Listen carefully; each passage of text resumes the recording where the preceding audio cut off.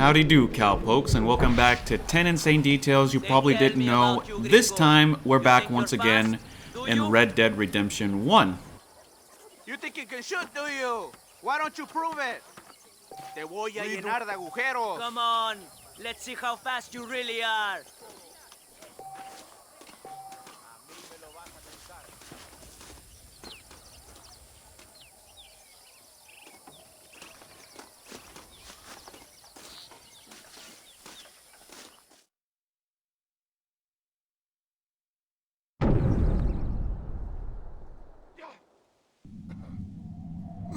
Hey, Nick.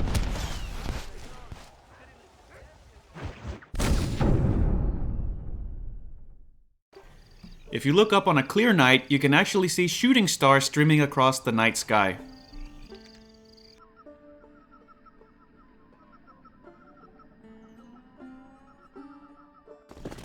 Shooting people or animals in this game give a blood splatter that is a lot more dramatic than what you can find in Red Dead Redemption 2.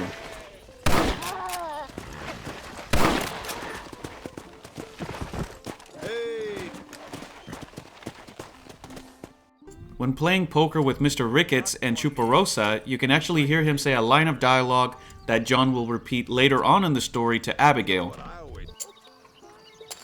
Not for me. Looks like the table is turned. You know what I always say, Mller. If you find yourself in a hole, best to stop digging. So, is she married? This phony McFarlane? No, What does she look like? I don't know. Pretty normal, I suppose. Normal? What? Normal like me? No, normal as in 2 eyes, mouth, nose, that kind of normal. Besides, ain't no woman fine as you. Are you sure this is the right way? A little flattery. Now we're finally getting somewhere. If you find yourself in a hole, the first thing to do is stop digging. Another pearl of wisdom from John Marston. I sure do miss those. If John or Jack has low enough honor in the story, when you're riding around town, some of the individuals who will challenge you to a duel will remember you for killing one of their family members or fathers. Much like in Red Dead Redemption 2, which expanded a lot more on this idea, it was first introduced in Red Dead Redemption 1, which a lot of players don't know.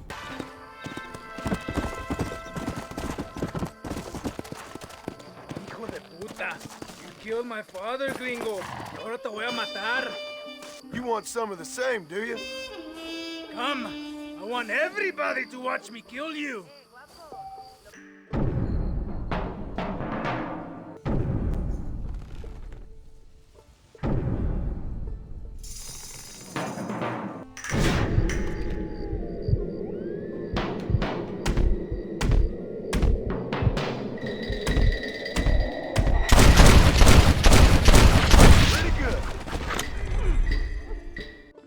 When using the cannon at El Presidio, a lot of players don't know you can actually shoot the cannon all the way to the other side of the border, or you can even hit the river below.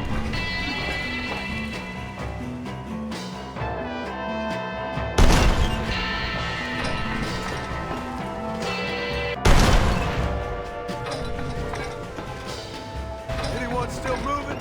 Or am I done here?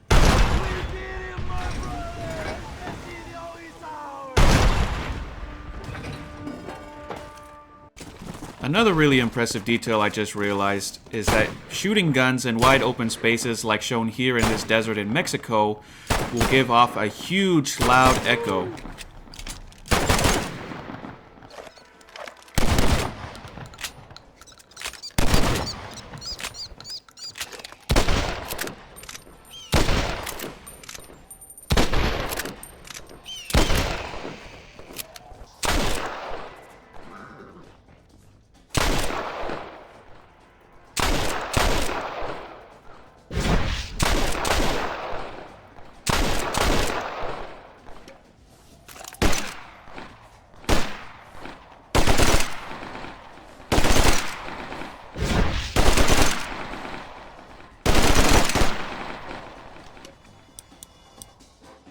While John and Professor McDougal try to escape Dutch and his men throughout the Blackwater Saloon, You'll have to escape through one of these rooms where a couple is ready to get down and dirty. But after the cutscene plays, you can actually turn back around and kill one or the other, which will have unique dialogue from either the man or the woman in response to you killing their lover.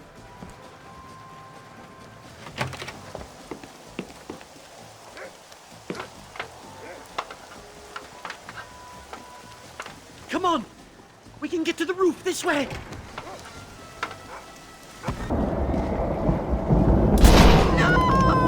What kind of animal are you?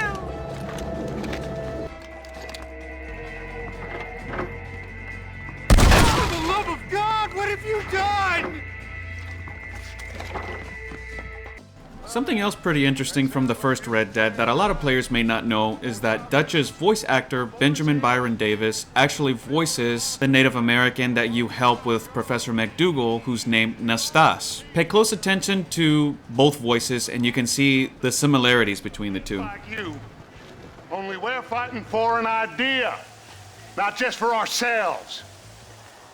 That's beautiful, Dutch. You always were a fine speaker. I was. Now would you kindly send that academic out here so we can show him what we really think about the art of anthropology? It's a trap. Vanderlyn has attracted a following of young men on the reservation. They are turning to bad things. Where's Dutch Vanderlyn based? In the hills, in Cochene. Let's go. I know a way there that is not guarded. Damn! See if you can find another route, Mr. Marston. I will have a look around. And similar to the clip as shown before, this Native American man that you can meet at Bear Claw Cabin with Professor McDougal, who the game acknowledges as Enape, is actually voiced by John Marston's voice actor, Rob Wiedoff, something I didn't know also myself until just recently. Hello, gentlemen. We come in peace. Those words mean nothing coming from people like you. Look at what you've done to us. Look at us! We live like animals, scrabbling in the dirt. Well, violence isn't the answer. Maybe you live in a different America than we. Men like Vanderlyn will lead you to disaster. I think we've already experienced disaster. The likes which you could only imagine. Put your hands up! We come in peace! Do as he says, Marston. You call this a meeting? Give me your damn weaponry. This is not what we agreed to. You shut your mouth, you treacherous snake! Holy shit! Damn it, Dutch! Professor, get down now! And lastly, when the strange man asks you to either discourage or encourage the man to be unfaithful to his wife, it will lead to different dialogue with him later when you meet him in Mexico. Excuse me, mister. Yeah, and what do you want? Look, don't ask me how, but I know what you're about to do, and you need this. What? Oh. Thank you. Look, there's no need to thank me. It's obvious you need this. You're damn right I do. I deserve a good woman. You're right. Don't mention it. Yeah. Go on now. Huh. Oh. Too fast, woman. Now then, where were we? That's better. Welcome to Nuevo Paraiso, John. Where do I know you from? You're famous, John. You're the man who shot a bunch of banditos as soon as he turned up in this country. You're a man who decided right and wrong, between a man and death, between a man and his wife. And who are you? You know, I admire you, John. I hope my boy turns out just like you. For your sake, I hope he don't. You kill people so easily, yet you respect the vows of marriage. That's very curious. I'll let the appropriate authorities judge my morality, friend. Yes, you will. And they shall. Anyway, I hear that an old nun is traveling from the monastery, taking the money she raised at the bank. Why don't you head up there and see if you can lend her a hand? Road's full of thieves. Either that or rob her yourself. I'll see you around, John. I hope you don't.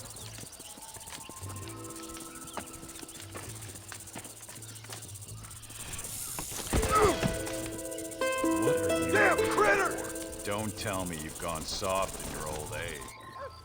It's no problem if I just get my... Excuse me, mister. Yeah, what the hell do you want? Look, don't ask how, but I know what you're about to do. You don't want to do this. The hell are you talking about? You know what I'm talking about, mister. I'm just here to say I don't think you should go through with it. Your wife, she loves you. Shit, mister. I don't know who or what you are, but I guess I'm grateful. I guess you're right. I was raised better than this. Don't mention it. Go on now.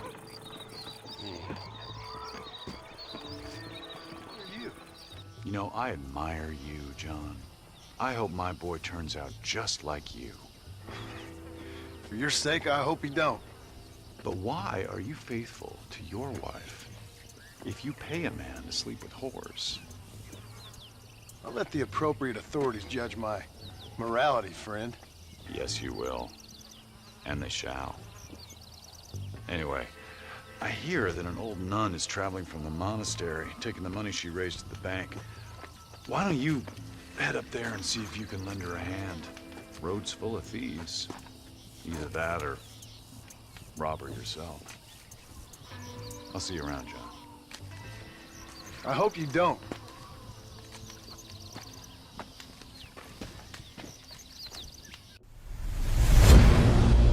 Wake him up a little!